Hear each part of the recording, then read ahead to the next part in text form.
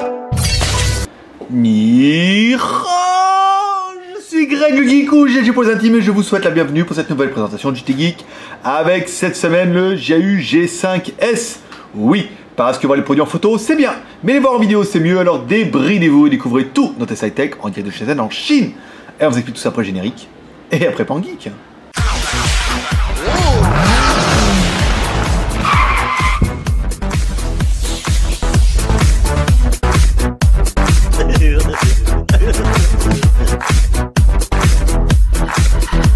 Aujourd'hui, oh oui, aujourd'hui on va tester le JAU G5S. En fait, c'est pas un nouveau téléphone, c'est simplement une évolution du JAU G5 qui est passé du quad-core en octa-core. En plus, les prix sont d'enfer. Je veux dire, les octa-core valent rien. En fait, les octa-core sont bien moins chers que les quad-core parce que Mediatek en produit des quantités pharaoniques. Donc, c'est plutôt intéressant. Et ce JAU nous arrive dans cette nouvelle mouture avec un octa-core. Bon, rien de nouveau dans l'empire du milieu, mais un téléphone qui est quand même toujours aussi quali. Vous avez vu, c'est toujours un téléphone qui est en aluminium ici, devant, vous voyez, sur les côtés, ici. L'arrière est en aluminium. Et ça, eh ben, je peux bien vous dire que quand même, ça respire quand même la qualité. Alors, l'ouverture, toujours, se fait par le bas, ceux qui n'auront pas l'habitude. C'est pas un téléphone monobloc, hein, c'est un téléphone que vous pouvez ouvrir ici. Donc là, c'est quand même plutôt pratique. On va retrouver derrière une bonne grosse batterie de 2000 mAh, deux emplacements SIM, un emplacement SIM, un emplacement micro SIM, ou mini SIM plutôt, un emplacement pour mettre la micro SD, c'est pas mal. Alors on a bien un téléphone qui fait 2 Go de RAM plus 16 Go de ROM, donc ça c'est bien aussi, plus la micro SD, pas mal. On met la batterie dedans, ici, le cache, vous voyez. Voilà, c'est de l'aluminium, hein, c'est du vrai aluminium et ça, c'est vrai que ça fera tout l'intérêt de l'appareil parce que si beaucoup comme moi trouvaient que le iPhone était quand même incroyable au niveau de la finition, mais un petit peu moyen au niveau du software, si vous n'êtes pas un pro Apple, et bien là, c'est vrai qu'avec ce JAU G5, et ben on arrive un petit peu à mixer un peu tout, ça veut dire avoir un téléphone qui est d'extrême bonne qualité et avec Android dedans, donc on va dire c'est un petit peu l'iPhone parfait.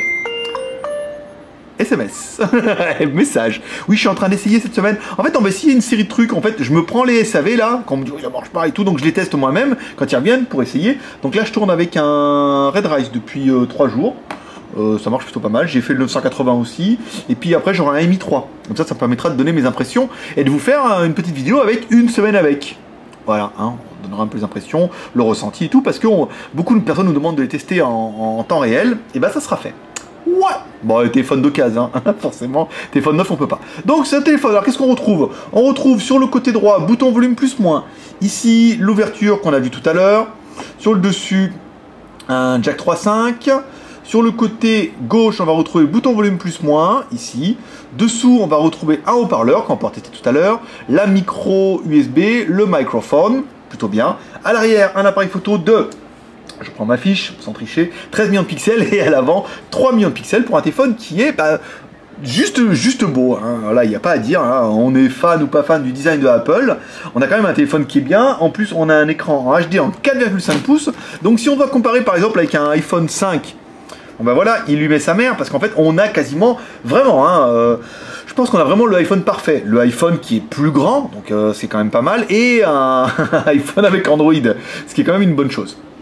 Voilà, tout le monde ne peut pas aimer Apple, ça. Même si je tourne sous Mac, vous voyez, je suis pas encore trop fan de l'histoire. Donc alors le téléphone, c'est bon, on a vu, la mise en route, c'est pas mal. Je vais essayer de mettre la caméra un petit peu plus haut. Voilà, pas mal. Alors le téléphone, c'est bien un double SIM qu'on a vu. On va faire un étoile dièse 06 dièse. Donc on a bien deux émouillés en 86, on vous rappelle, émouillés en 86 sur 35, ça ne pose plus aucun problème depuis que les opérateurs en Europe vendent des téléphones en 86 et en 35. Oui, maintenant ils les importent, ils se font plus chier. Donc ils ont bien été obligés de déverrouiller un peu les choses. Au niveau des fréquences, alors à cause du menu de la surcouche un petit peu, certes moche, mais un petit peu dominante, on n'a pas pu accéder au menu ingénieur via le menu classique, donc on a installé Mobile Uncle qui est juste c'est quoi ce mode sécurisé de merde là?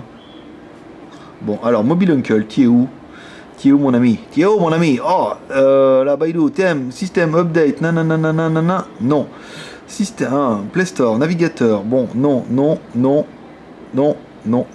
Bah, il est où? Merde, je l'ai installé tout à l'heure. Oh bah alors, oh, ça palitopette. Alors on reprend comme ça ici là. Il est où? C'est con ça. Alors attendez, on va essayer de faire différemment. On va aller regarder là. On va aller dans les applications. Ici, les applications qu'on a installées. Télécharger. Hop là, Mobile Uncle. Je sais pas pourquoi ça n'a pas mis un raccourci. C'est con ça. Vider le cache. Ici. Et c'est pas moyen de l'installer là? Stockage téléphone, en cours. C'est con ça. Si je mets l'application en cours, non, il n'y a pas... retourne. Mobile Uncle. Forcer l'arrêt, désinstaller, effacer les données. Vider le cache. Il est bien là, mais il est pas là. Je suis en mode sécurisé. Donc, c'est quoi ce mode à la con? Bon, je vais essayer de chercher. Bougez pas, on revient. Mais voilà. Donc, pour ceux qui ne le connaisseraient pas, on peut démarrer en mode sécurisé, ce qui est un mode super light, dans lequel il n'y a aucune application. En fait, il vous suffit de, en démarrant le téléphone, d'appuyer sur le bouton volume bas, apparemment, pendant un moment, et ça fait une fausse manipulation à la con. Ça vous met en mode sécurisé, et aucune application n'est disponible, ce qui n'est pas super pratique, mais bon, ça permet de faire une espèce de mode échec. Donc, le Mobile Uncle, on apprend des trucs tous les jours. Hein. Ici, on se met en mode MTK, on prend le band mode, ici, et on regarde un petit peu les fréquences de l'animal. Alors, GSM 850, 900, 1800, 1900, et au niveau du 3G, eh ben c'est la classe 800, 850, 900, 1900 et 2000, enfin 2000, 2100 c'est la même chose. Ça fait quand même plutôt pas mal, donc bien un téléphone qui est 3G compatible en France pour de vrai. Alors la batterie on a vu 2000 mAh, les SIM aussi. On va attaquer par notre premier personnage exceptionnel qui est bien sûr...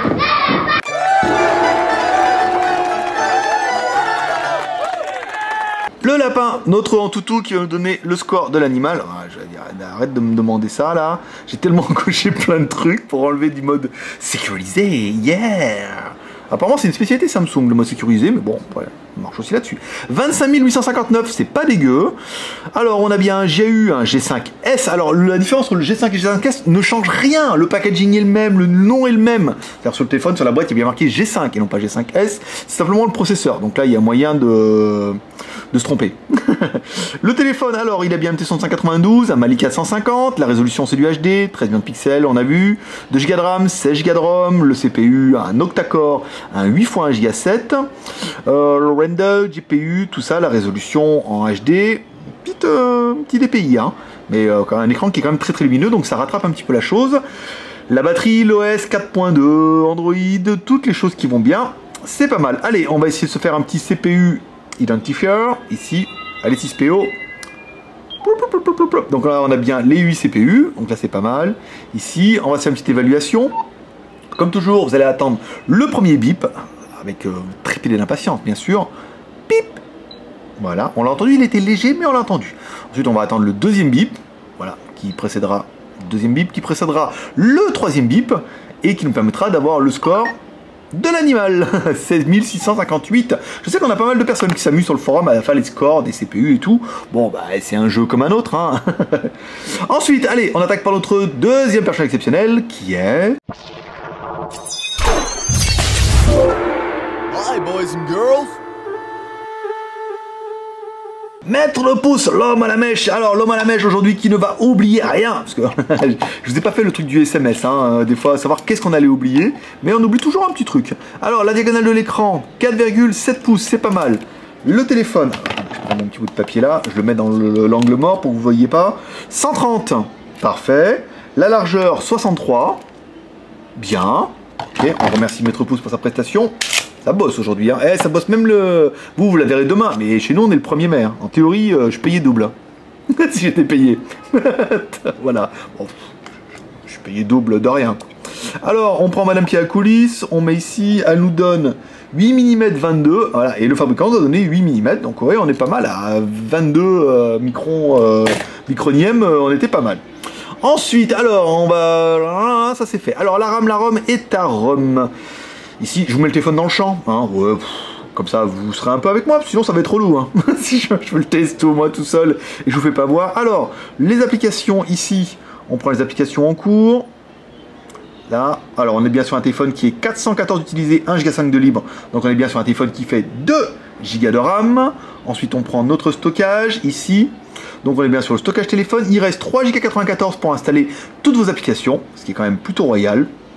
Et il reste 9 Go 5 pour installer photo, vidéo, MP3 et tout ce qui va bien. Voilà, la micro SD est en bas, donc ça fait, voilà, on a mis une micro SD 32 Go. Un téléphone plutôt pas mal. Donc pour résumer, 2 Go de RAM, 16 Go de ROM, et ta ROM qui je peux chausser du 32 en micro SD, donc ça fait quand même un téléphone qui a une autonomie qui est plus que correcte, et on voit vraiment que les fabricants ont travaillé sur cette histoire de mémoire interne pour installer des applications. Maintenant 4 Go, je veux dire, c'est quand même plus que royal pour installer toutes vos applications, même une fois à partir du moment où vous aurez installé l'application JT Geek, par exemple celle-là, par exemple, et ben, vous aurez quand même un petit peu de place pour installer tout le reste. Alors la technique avec le Z-Device, ici Z-Device, qui fonctionne bien, cette nouvelle version là. Hello. Alors attendez, arrête de me demander. Ici, faut que je trouve où c'était ça. Alors l'accéléromètre, c'est bien. Le compass, ça compasse aussi. Ici, hop là, c'est pas mal. L'OTG, hop là, ici, on va mettre l'OTG. Alors ce qu'on fait nous, on le met toujours à l'endroit du premier coup. Ça évite de niquer les connecteurs. Et après on dit, oh, garantie les connecteurs. Fallait le dire que t'as tout niqué. Mais ça généralement, non. Alors l'OTG, c'est bon, ça fonctionne, c'est plutôt pas mal. Ensuite, on va se faire la LED de notification tout de suite. Oh, ici. Alors, LED de notification, attention, suspense. Tac, voilà, LED de notification, donc on l'a bien ici. Donc elle s'allume bien, c'est pas mal. Hop, merci, on remet la batterie. On va prendre le poids, ça sera fait, comme ça on est sûr de ne pas l'oublier. Alors le poids, il est lourd hein, l'animal. 169 grammes, vous voyez, aujourd'hui taux d'humidité assez bas, la balance est décidée avec 160 grammes. Oui, c'est lourdeau, hein, c'est lourdeau. Bah attends, c'est l'aluminium, hein, je veux dire. Je me demande si c'est pas de l'inox avec un poids comme ça, mais c'est du métallinium, on va dire. Hein. Il n'est pas léger, hein. Mais on a une bonne prise en main et c'est vrai que quand on le voit, on dit waouh, un iPhone sous Android, c'est plutôt pas mal. Alors ensuite la version Android, bon on a vu c'est une 4.2, dommage qu'ils n'aient pas poussé le vis, c'est une 4.3, 4.4 pas encore. Mediatek n'ayant pas encore ouvert les vannes. Grosse surcouche dedans, grosse surcouche moche. Alors je regarde un petit peu dans les thèmes, s'il n'y a pas moyen de revenir. Voilà, on va prendre une... voilà, on va revenir à un système. Ah, bah voilà, ça va mieux. c'est moins coloré, mais c'est moins violent. Hein. Donc on va bien retrouver le Play Store ici. Ils ont installé Gmail. Bon, à partir du moment où vous avez le Play Store, vous pourrez installer moult applications. Ça, c'est pas trop le problème. Donc un téléphone qui est plutôt complet. Alors moi ce qui m'intéresse c'est la musique, parce que la musique est bonne. Ici, comme disait Orelsan, je fais partie d'une bande d'enfoirés et on donne rien au resto du cœur. Alors la musique.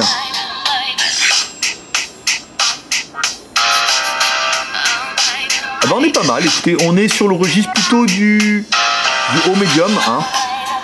On est sur le médium, haut médium, plutôt haut médium, bas des aigus et tout. Donc c'est pas mal. Bon, ça manque un petit peu de grave encore une fois. Le son est pas incroyable, mais on a un téléphone qui est plutôt sympa, un beau petit son et qui a un bon petit rendu, pas trop d'effet de bocal, hein, malgré que le téléphone soit mis certainement un petit peu en retrait dans de l'aluminium. Non, on a un truc qui est plutôt sympa, plutôt correct. Bon, encore une fois, un téléphone pour écouter de la musique, c'est pas fait pour. On conseillera d'utiliser les écouteurs. D'ailleurs, il y a quoi dans la boîte? On va faire ça ensemble. Hop, je prends la boîte ici. Bon, de toute façon, dans la boîte, il n'y a rien. Il n'y a rien du tout. Qu'est-ce que c'est? Ah ben non, ça c'est la boîte du G5. D'accord, c'est la boîte du G5 parce que j'ai récupéré la batterie. Non, il n'y a rien dedans. Donc dans le G5, il n'y avait rien. Dans le G5S, vous n'aurez rien non plus. Oui, j'ai pris parce que la batterie qu'ils nous ont donnée était foirée. Hein. C'est pour ça qu'on les essayait avant. Donc du coup, on a pris la batterie qu'on avait sur le G5, donc c'est la même. Et on a pu juger un petit peu qu'elle fonctionnait. Ici. Alors ensuite, la vidéo. Je pense que là on va être bien. Là, la vidéo, on va être bien. Ah ouais, putain. Allez, je vous mets quand même. Là, la vidéo, elle est magnifique. Le noir sont super profonds. Et la lumière, vous voyez, ça c'est vraiment une spécialité qu'il y a eu, qui ont toujours décidé de... Attends, t'énerve pas, cocotte, là. Qui ont toujours vraiment mis le paquet sur les LCD, qui ont des LCD qui sont toujours très lumineux, très colorés. Et là, c'est ce qu'on voit, même avec le film protecteur. Vous allez râler pour le film protecteur, mais c'est un sample, il faut qu'on le rentre demain. Le 1er mai, on y est droit, il faut qu'on le rentre demain. Donc on a un LCD, vous voyez, qui est très joli. On a vraiment de belles couleurs, on a une belle luminosité. On a vraiment un LCD, même s'il est que HD, qui vaut facilement un Full HD. Hein. Et en plus, ça va moins vous bouffer de la batterie. Voilà, très joli, hein. Belle couleur et tout, c'est très lumineux. Vraiment, là c'est vraiment un des points forts du GU, c'est les écrans sont vraiment juste magnifiques. Alors ensuite, la photo, on va se mettre ici, on va essayer de pas faire une photo floue. Hein. Voilà, donc là il y avait un petit peu le flash, donc ça va me faire une photo un petit peu cramée ici, mais ça permettra de juger de la résolution. Vous voyez, donc là c'est les lampes torches qu'on vous testera la semaine prochaine, hein. On a une grosse gamme là avec Spotlight, des lampes torches qui sont même garanties à vie, hein. Je veux dire, moi je savais même pas que ça existait. Je connaissais les Facom qui étaient garantis à vie, les cabasses aussi, les enceintes cabasses, mais les lampes torches non. Et donc on vous expliquera ça la semaine prochaine. On va essayer de faire un joli petit test et tout, bien. Apparemment on peut rouler qu'une voiture dessus. Faut trouver une voiture et un bulldozer et qu'on puisse rouler dessus. Donc plutôt bien. Ici, donc l'appareil photo arrière fait 13 millions de pixels. Ici, vous pouvez faire des vidéos en Full HD. Ici, et on a même une caméra frontale qui fait des vidéos de votre front, comme son nom l'indique. Alors attends, t'énerve pas, cocotte. Voilà. Ah, trop bien. Voilà, tu vas faire que de front, on a dit. Alors que le front, il faut qu'on se mette comme ça. Voilà, là, voilà, que le front. Oui, bah il faut s'y tenir les gars, caméra frontale, que le front. Ici, 3 millions de pixels, donc c'est pas mal. Voilà. Donc comme toujours, vous allez découvrir sous ces deux photos. Une photo prise en intérieur, puis une photo qui sera prise en extérieur. Ça permettra un peu de juger les qualités qui sont plutôt pas mal hein, pour ce GU. Ensuite, on vous enchaînera avec deux vidéos. Une vidéo toujours en intérieur, avec des fleurs et tout, trop bien. Enfin, une plante. Et une vidéo qu'on prendra en extérieur, où à la fin, vous verrez la rue. Vous verrez qu'il y a quand même énormément de monde en ce 1er mai, parce que tout le monde est en vacances, donc tout le monde est dehors. Et comme il y a beaucoup de Chinois, ça je vous l'apprendrai pas, et ben, il y a beaucoup de monde dehors. Donc ensuite, alors, le GPS, on a fait un test. Alors, je vous cache pas que notre premier test GPS était une catastrophe. On a redémarré, on a fait un deuxième test, c'était une catastrophe. Et là, on s'est dit, tiens, on va allumer le Wi-Fi. Et étonnamment, en allumant le Wi-Fi, même si ça n'a aucun, et ben là, il a trouvé les satellites rapidement. Il a dû se booster un peu en téléchargeant des machins sur le AGPS.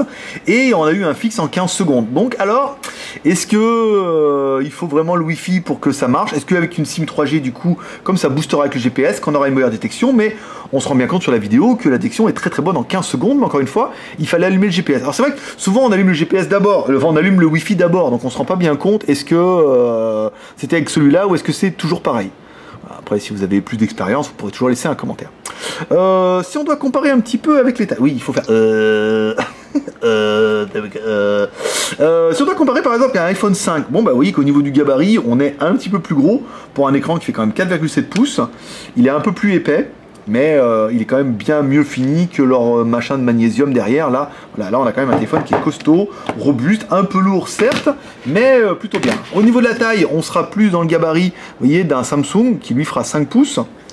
Ici, vous voyez, bon, il est un peu plus fin, enfin il est plus large surtout, ouais. Mais il est plus compact, voilà. Encore une fois, il faut vraiment aimer le look iPhone.